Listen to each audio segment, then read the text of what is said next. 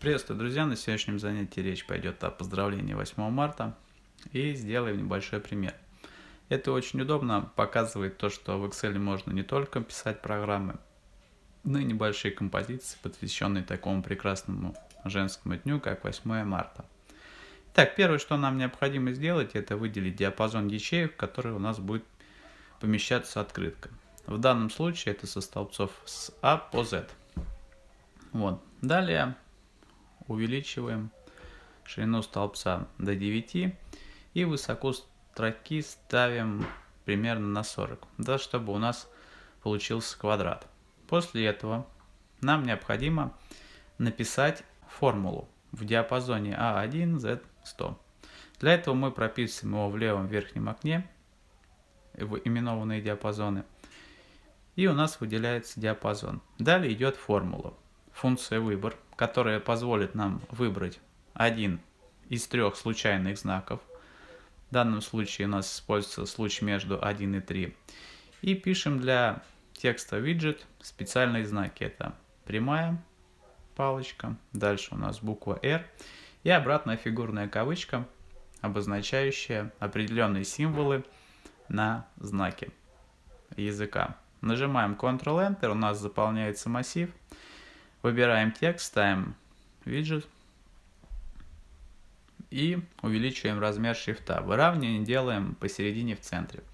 Таким образом у нас появляются специальные символы, которые позволяют этому языку. И с помощью условного форматирования мы будем их закрашивать. Весна у меня лично ассоциируется с желтым и зеленым цветом. Поэтому мы выбираем цвет текста зеленый и желтый в зависимости от объекта.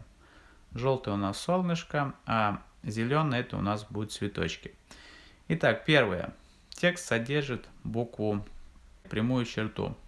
Выбираем заливку, выбираем зеленую, а цвет, соответственно, точнее заливку выбираем желтую, а цвет текста зеленый. Окей.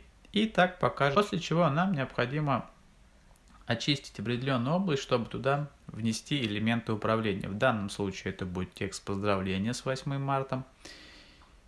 И сама кнопка, которая будет запускать макрос пересчета книги, которая будет, соответственно, меняться.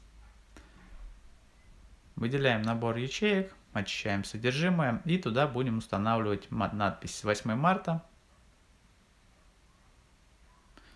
Вставка. Надпись. Еще необходимо найти сердечко, вставка и вставляем ее, соответственно, рядом с нажми.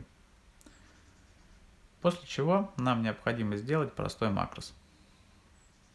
Этот макрос будет выполнять пересчет книги нужное нам количество раз с определенной последовательностью. И в него пишем макрос, который будет пересчитывать нашу книгу. Мы пишем переменную. К этой переменной мы добавляем значение через цикл for. И мы задаем значение, которое будет пересчитывать книгу. После чего правой клавишей назначаем макрос. И окей, запускаем макрос, у нас срабатывает все на ура. Открытку можно будет скачать под видео на моем канале YouTube. Переходите, скачивайте, поздравляйте своих коллег, мам и сестер. С вами был Полянский Алексей. С наступающим вас. Всего доброго. До следующей среды. До свидания.